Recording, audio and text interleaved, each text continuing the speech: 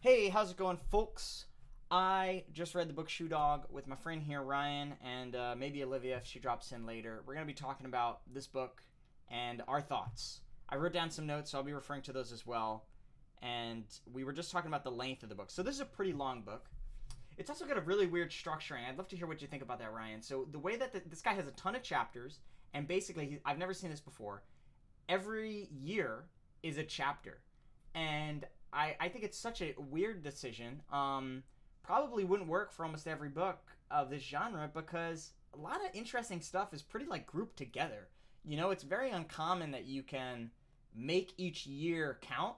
And yet, I feel like this author did an amazing job of pulling that off. That almost every year he was able to either say a big development in the company, a big development in his personal life. This is following the story of Mr. Knight, who is the founder of Nike, or he does like a little bit of a vignette where he does a development of a relationship with a side character. So, for example, there's this character with a wheelchair, and so like one chapter is kind of dedicated to that character and talking about how he would like pick him up and help him get around from place to place. And I feel like he does a really good job of structuring that. But I'd love to hear what you think, Ryan.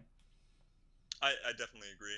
It almost felt as the years went by in the book, you grew up with them, right? Yeah. The gang got a little bit bigger. The problems got a little bit more complex, right? At one point, instead of, oh, like, we got to sell these shoes out of our truck, it was, we have a $25 million lawsuit, you know? And, if that's not growing up at that point, I have no idea what is. So I loved how it grouped it. And I thought the most fascinating part of that structure for me was this guy has lived an interesting year from start of his company essentially to end.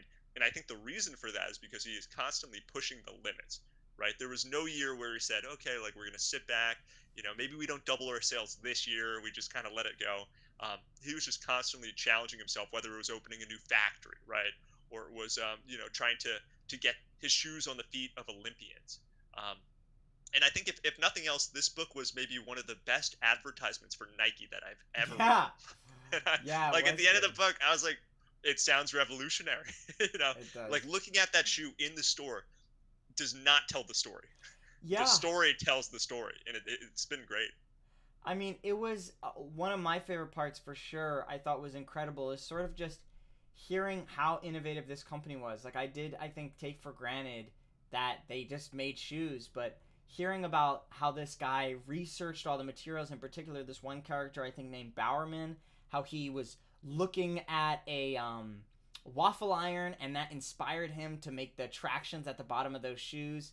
That was amazing. And very often, I mean, they do something that I think is that I like to call plot pull, which is where the book will sort of hint at something that comes later on. And this guy does it really well in this book, where he'll say something like, "The guy was spending time in the shop mixing rubber and stuff. He was trying to create polyurethane or something that wouldn't be created till years later." And I feel like it does an amazing job of kind of just talking about shoe history, and Nike seems to be at the center of it. It's awesome. It really is a great book for that. I mean, in a lot of ways, it was so interesting that it read like a story more than a nonfiction, right? Yeah. And that was the best part about it in my eyes. A lot of times when you're reading, more of these historical or factual books, they kind of lose you in some parts because the history isn't always that interesting.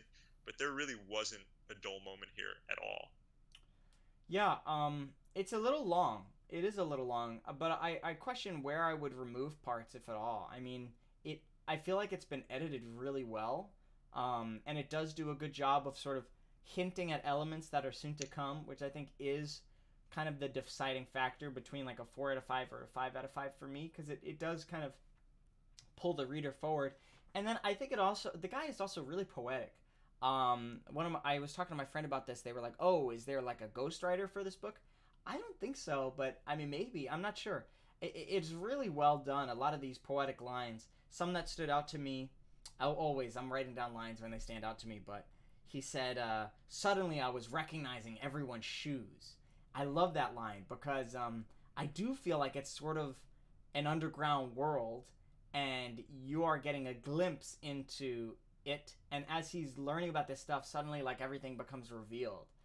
So I thought that was kind of cool. Right. Yeah.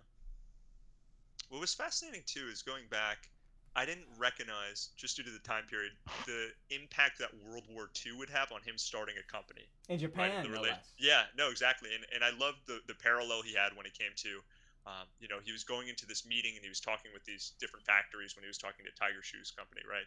And he related it to World War II, that there was this unspoken tension, right? Of their fathers fought my fathers, right? And I thought that was a really cool, um, I guess, intersection between not only just shoe history but American history and some of the complications that came out of that.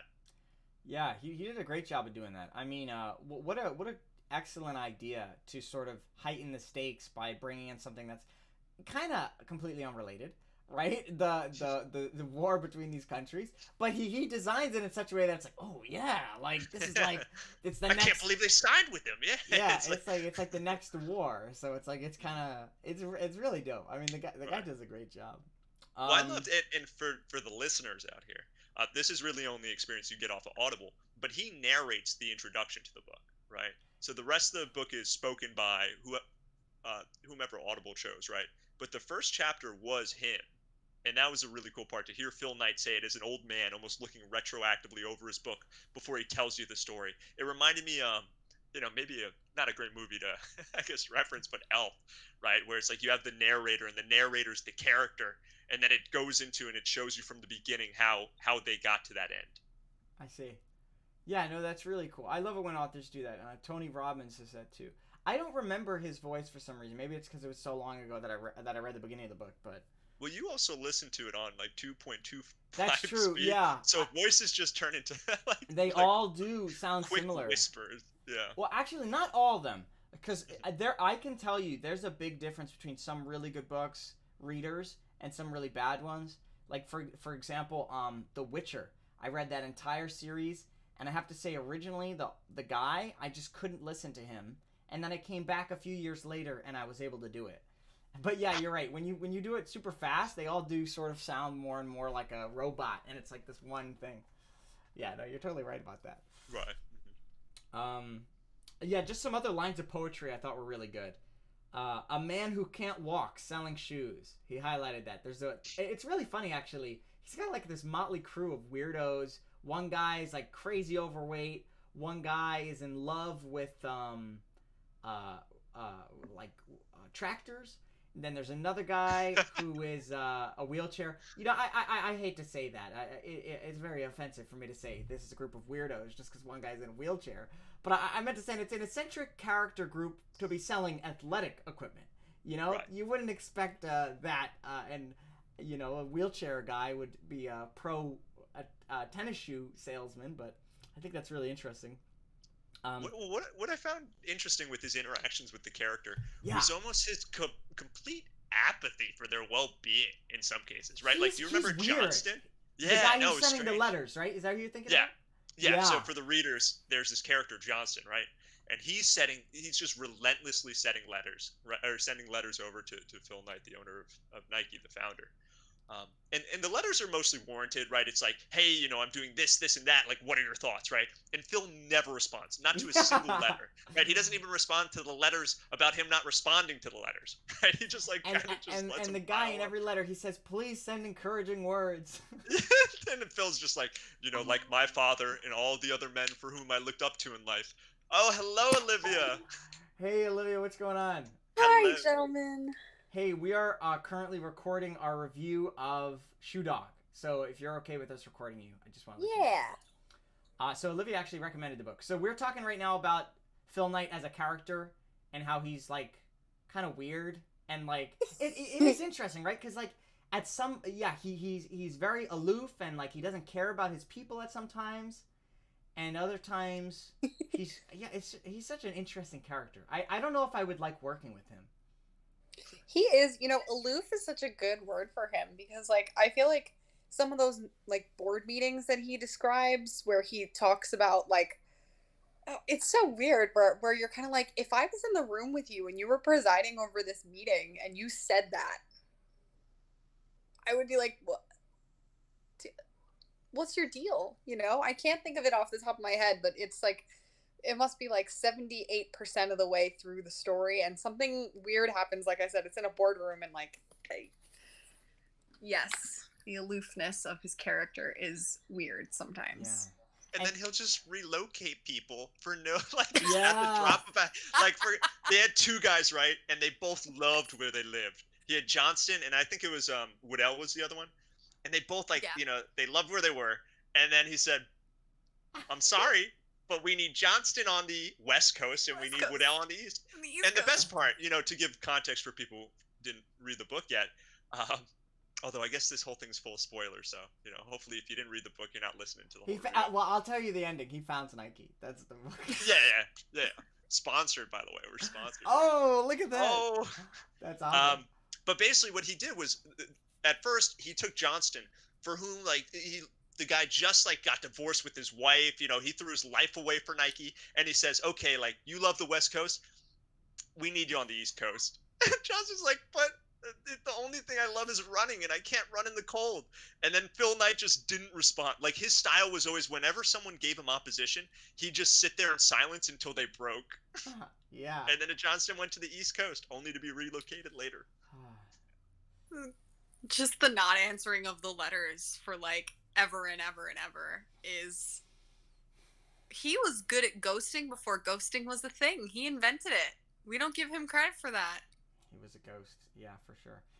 There was other moments that I knew were coming, like famous moments in the Nike history that I've heard from, like the woman who designed the swoosh only getting paid like $50. It's like a famous story, and I thought it was interesting, like how he covered that, like because I knew it was coming, and it was just like. Like he didn't really comment on that, but like when I hear it in circles, it's always like, oh, she got underpaid, and I understand that at the time, like nobody was getting paid. He wasn't even getting paid for the first like 3 years, but I think that's interesting, like that anecdote. Retroactively, do we know if she ever got compensated for that? She was paid for her work. She was paid like $50. Right, but Yeah, but should she get paid more now that they were successful? I don't think she did. I think that was the controversy. Was that did. For anyone who left his company early, right? Do you think she should though? Do you think she should get paid more if she was contracted to do that? That's interesting. Yeah, absolutely. I mean, but that's the other thing is, while we feel that's the right thing because it is the right thing. I don't know if I feel that way. I don't know if that's the right thing. It's like one of those things where legally I don't think that there's any recourse for her. But she literally is responsible for designing one of the most iconic logos in the history of the world. Right, but is it iconic because it's that, or is it iconic because like the company, I would arguably say both. When the company is young and you need something eye-catching to get it going, swoosh, the sound that somebody makes when they run past you, like. Okay, they leaned into it a little bit, but the swoosh had to be there first for the inspiration to hit. Let me ask you guys both a question then. If you were like, let's say you're making a company now, and you hired someone on Fiverr for $5 to make you a logo, then your company in a year, is like $1 million company. Would you go back on Fiverr, find the account of the guy you hired, and give him some bonus money? Like, I don't see why I would do that. I think that they're not equal. I think he knows the name of this person. He knows who she was. They had contact. It's not like I hired somebody in Romania to go do this, and I have no idea who they are, and I've never laid eyes on them. Like, I think they're very different scenarios.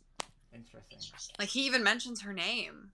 She's named in the book. She does, yes. She is named. So we know who she is. We do, right. Well, that's good. That's good that we have a point of controversy then. So this is a good book to read, because that's always a good sign if people have disagreements on something. I didn't think he was a good guy. I'm just going to put it out there. I actually thought, I read the book, and I thought, this isn't a guy I would be friends with. This isn't a guy I would look up to. And I think it even extended beyond how he treated some of his workers. I think the way in which his wife met, I didn't like as much. He was like the 30-year-old professor, and she was like this just turned 20 woman, and she was dating someone at the time when they went on their first date, and like he just sped right through that part, and I thought we should unpack that a little bit. That was interesting. Yeah, I was just thinking about that. That is a curious thing, isn't it? Oh man. Yeah, I think it was a little sketchy. Yeah, I think the quote was he asked like, "Oh, like, are you currently seeing someone?" She's like, "I'm seeing a boy. I've never seen a man before, right?" And I was like, Ah, I just cringed so hard. And, when you and say it out loud. dude, when they said it on Audible, What? I almost crashed my car. I was like, I, "Are you kidding me?" but I also think like this was not 10 years ago. It was like a few years ago, right? So maybe 20 or 40, maybe. I'm not sure, but like I also think maybe dating was very different then as it is now. Maybe. We can maybe make a couple of allowances for that. That part also kind of creeped me out though, I will say. I thought it was a little weird. Yeah. Like he couldn't even teach his class efficiently. Like he was like waiting to get to her name, and he's like, "Penny." And it's like, dude, you're an accounting professor. Just do your job. Oh my god. You And then guys are he's so oh, and I mean to this hated when he guy. said, "What if I have to flunk her?" It's like, dude, that's your job if she sucks at the class. Like, what do you mean, what if? That's what you're paid to do. Aw, that's funny. Okay, hey, you know, I've taught at university, and I have certainly had a crush on a student before. I've never dated a student, but I can empathize a little bit with what it's like to have a crush on maybe like a student. Like What was it's the age difference? like 1 year maybe. Yeah. Well, add 9, right? And and then also, I don't think you were saying you wouldn't fail her. You're ruthless, Matthew. Yeah. I would fail her. Yes, I would. I know you would. I know, and but that's I why- was not that's a good great. teacher. I feel like I needed to be more caring as a teacher because I had this student group. They came to me. They were like, "We misunderstood the assignment, and we don't think we should get a bad grade." And I was like, "You misunderstood it." So I should have given them a good grade. I really should have. I regret that even today. If my Well, students are watching, I hope that. they watch this video. Oh, I swear. I would love to Good thumbs teach up. again, man. I would. But that's sorry, that's not what this is about. I wanted to highlight some other really awesome quotes. Athletes and eccentrics. I thought that was fun. Little alliteration. That comes up in the book a few times. He says, "My father turned to drink. My mother turned to stone." Wow, probably the most beautiful line in the whole book. Love that. And then he says, "Long on contrition, short on credit." That's really good. I like that a lot. So those were a few things that I thought were cool. I wish I'd realized how serious this book club was. I would have taken better notes. It's okay. Yeah, you recommended the book, and it was a great recommendation. Me and Ryan just both wanted to thank you for that because Oh, good. we've had a dearth of great literature recently. So hopefully, Oh, we'll I'm pick a I'm good really one. glad that you guys enjoyed it. I thought it was funny. The most wonderful part of reading this book, and you might have already covered it. I'm sitting on my couch downstairs. I'm like actually cackling like aloud. My mom is upstairs working, and she's like, "What are you doing?" I was like, "I'm reading." It is funny, yeah. And there's also some points of real emotional resonance that I experienced. Like I felt really teary eyed, although I do cry very easily. But I was very teary eyed when Pre died and some of these other people died. Out of nowhere, somebody very close to him. Maybe we could spoil it. I don't know, but that person died. It was We're like, gonna keep that a secret. okay, After all of right. this? He's not a father anymore. His son died. It's really just tragic. So tragic. Oh, that was so tragic. Yeah, Ugh. and then he's like, as soon as my son died, I studied everything I could about the final moments of like somebody breathing underwater. Like I thought that was so interesting, Oh yeah. and he's so honest and open about that stuff. I love that because I have to say I've read so Yeah. many business books where they never even address their wife. You know, like I read the biography of Elon Musk recently, the one that he doesn't like, and it doesn't talk at all about how the guy has like 5 children and like I think 2 divorced wives. Not important. Not Has- important. Maybe. Yeah. Has not impacted him in the slightest. I mean, that's huge. Like, that's a huge part of your life to have 5 kids. Not to Elon Musk. you know, Maybe. if he steps up on a podium to accept an award, he's not saying thank you to my wife and kids. Yeah, maybe. I don't He's know. saying it to himself. I mean, family is really important for me, so I think it was really cool that that was a part of this guy's story. The next like autobiography I have on my list is I'm looking at the book, but the title is turned, so I can't remember what it is. The guy from Shark Tank. O'Leary? Mark Cuban. No, the other guy from Shark Tank. Oh, the nice one? Rob Hershevik. Yes, that guy. No, Not that Damon guy? John. Damon. Oh, okay, Damon's okay. John. Wow, That's we the went through all next of them. book on my list, so I'll read it and I'll let you guys know how it is. Okay, Sorry. right on. One lesson I did enjoy from this book too was this idea, and I think this is good for any new company. Don't show people how to do things; just tell them what to, or what was it? Yeah, or just Yes. tell them Other what way to do. around. Yeah. Oh, other way. Don't show people what to do. Just tell them how to do it. No, no, no, No, no. So show people. Don't show people how to tell them do it. what you want. Tell Don't them tell what them to how to do. do it. Exactly. Yes. Exactly. You want, don't tell them how to do it. Perfectly executed. Interesting. And why did that resonate with you? Well, because in a lot of ways, I think in corporate world and a lot of these established companies, what they do is they delineate every step you must take to a fault, right? There's no creativity anymore in that Hmm. process. So for a company that's just starting out, to stifle that creativity would kill it, right? So with Nike, for example, if he told his coach, right, like what he wants when he wants these designs, right, maybe the waffle design never comes out. If he told Johnston how to advertise, or in this case, he hated advertising, not to advertise, right? Maybe their East Coast production would have been halted, right? Johnston was a huge engine, and he functioned entirely off his own creativity. And there are plenty of things that he did that Phil Knight did not see any purpose in. Yes. Uh, and I think that's the fault of Phil Knight. But where Phil Knight compensated for that fault was with him allowing him to have that creative freedom in the first place. Yeah, I will say he definitely made a lot of decisions in the book that I thought were very smart as a business leader. Maybe I wouldn't want to work for him, but I could acknowledge his brilliance. One moment that stood out to me was he got a letter in the mail with a shoe, but it wasn't his shoe, even though it looked like it. It was a perfect replica from a fake company in China. And so he emailed the guy or sent him a letter, and he said, "Look, you need to stop making these shoes because I'm gonna report you for fraud, but I want to hire you because you make great shoes." So I thought that was really smart. Yeah. Yeah, that was fun. I can't imagine. I Not that I can't imagine, but yeah, no, I don't think I could imagine the type of guts also it takes to travel all the way around the world, show up to, these shoe factories in Japan and be like, yes, I have an entire operation in the United States. We are called Blue Ribbon Shoe Company and we're fantastic and we should be your distributor, and have not even none of that, but even less than none of that. The kinds of things that you could get away with in the 60s. Right. Yeah, without the internet. Mind blowing. Oh yeah. That's one question I have, and I think this comes off of what you just said, Olivia. Can can this happen again? Right? If somebody did what Phil Knight did, right, or like replicated it closely, would this be able to be pulled off? Because for reasons that Olivia just brought up, right? Now you could just look up a company, and if it doesn't exist, you kind of know, right? Or you could just look up on your phone, like, oh, like just give me the address, and when you see there's a Jimmy John's there instead of your shoe factory, right? Like the whole thing falls apart. Do you think that this can happen again, or is this almost a perfect storm of leadership and circumstance? I think it can happen again. I want to point out this guy's a Stanford guy, which we love.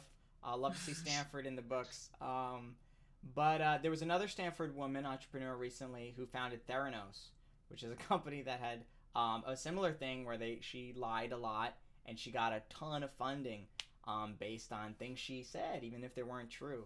And so, unfortunately, the lies caught up with her a little bit too soon. She wasn't able to establish herself in time to take that, and the whole thing went under. But I think that is showing, with the right amount of guile, maybe is the word, you can be a sly Doesn't that liar. prove the opposite? Well, She was an example. she didn't get away. She didn't get away with it, but she got really far. Okay. That's what I meant to say.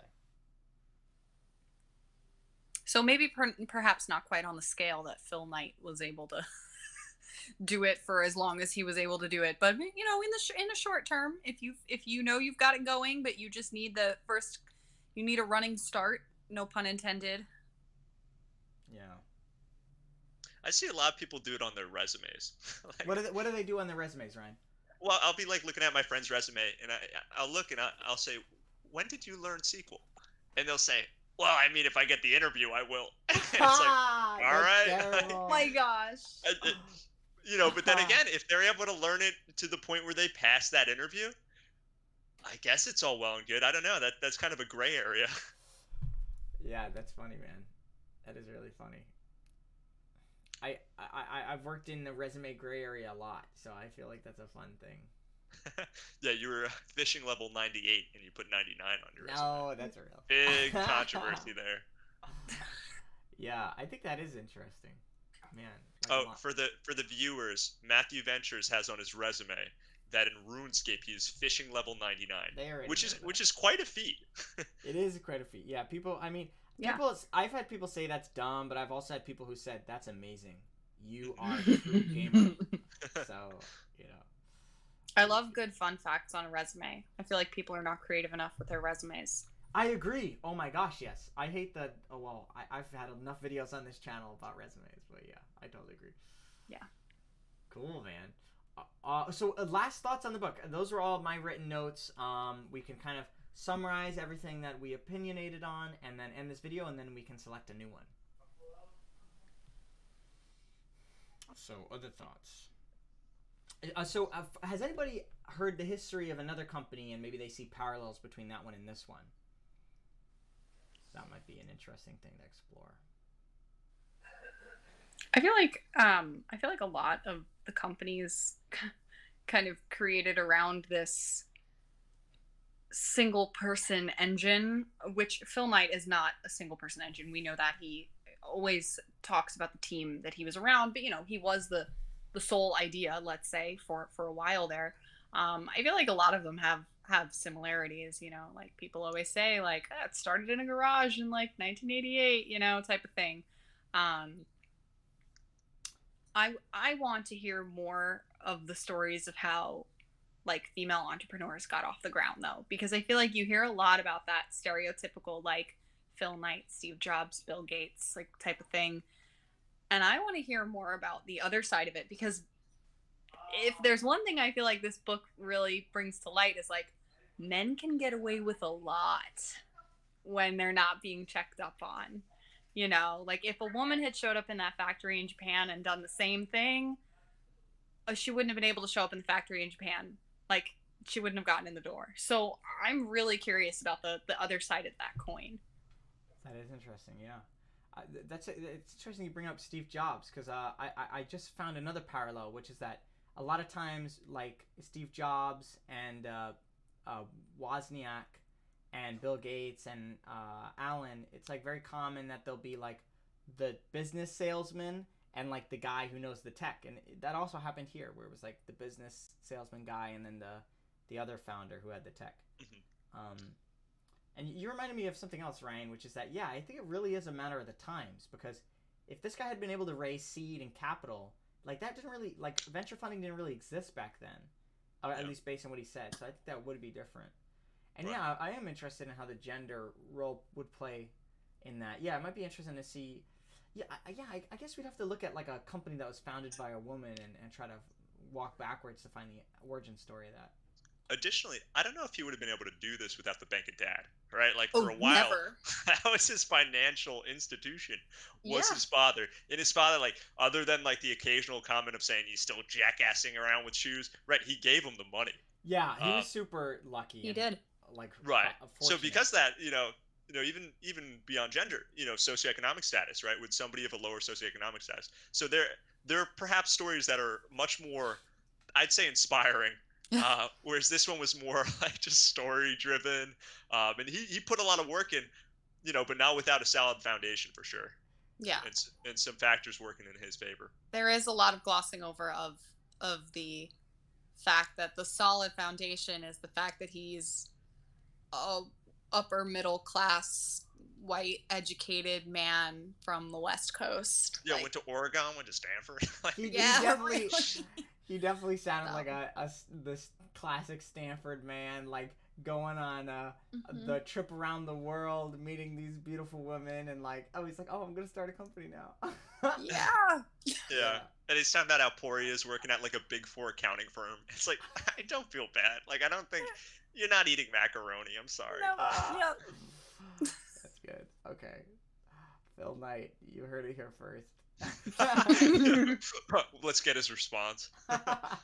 Oh man. Yeah.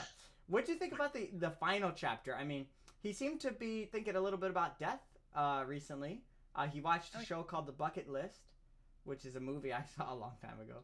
and he's thinking about like, oh man, like it was funny. Like the last chapter, he says like, now I'm thinking about my bucket list, and I realized I've done everything. There's nothing I want to do.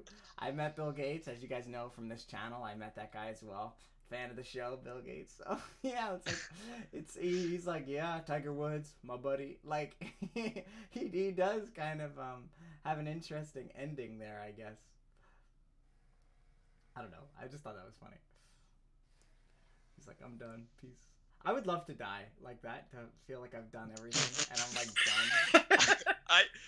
I don't know why I didn't register any of the second half of that sentence. All I heard was, I would love to die. And I There just was was a wondering. very, very prodigious pause I was just right saying, after. This is there when was no pause. This is when the channel switches. It turns to something completely different. Yes, okay, my therapy And now corner. for something completely different. Yeah. Well, I don't know. He seems really happy. I hope I could be that happy when I'm his age. And not Yeah. have regrets, I guess. If not, Yeah. maybe sooner. Or so. Should we throw some numbers up? See what we think? Yes. I'm gonna rate this book a 5 out of 5. It's coming off the last book I rated was a 5 out of 5. Kitchen Confidential by Anthony Bourdain. But this one is also a 5 out of 5. And I'm happy that it was in this group. So if you had to choose between Kitchen Confidential and Shoe Dog as being the better book, I think Kitchen Confidential was a better book. Okay. is that a flaw in the rating system, Matthew? If there's no nuance? I mean, they're buckets. That's fair. That's fair. Yeah. I would say I would give it probably around a 4.5 out of 5. And I think similar to what you brought up, Matthew, made a lot of sense to me. The book at times, like it did feel long. There weren't any parts that I could take away, but there were definitely parts I preferred. And then similarly to what Olivia brought up, there are a lot of things that were glossed over that I thought would have added some real value to the book. it was a little long. Yeah. Yeah, I think there was a little part more toward the end. Like in the second half of the book, there were still important things that were happening, but it wasn't moving quite as quickly as the first half.